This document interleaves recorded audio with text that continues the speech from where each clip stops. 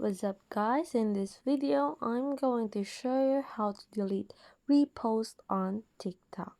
So first we're gonna go to our TikTok app. I'm gonna start first by reposting this video.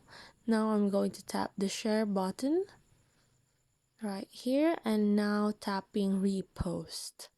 Now you see here that I reposted it. Now for the main subject, let me show you how to delete this reposted video by going to profile. Right here in the middle, let's tap the repost icon.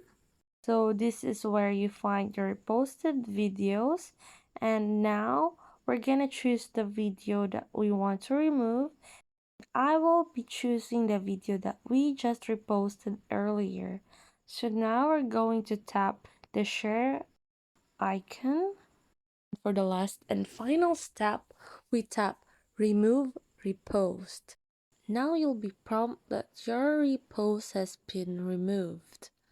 And going back to our page, you can no longer see that reposted video that we deleted.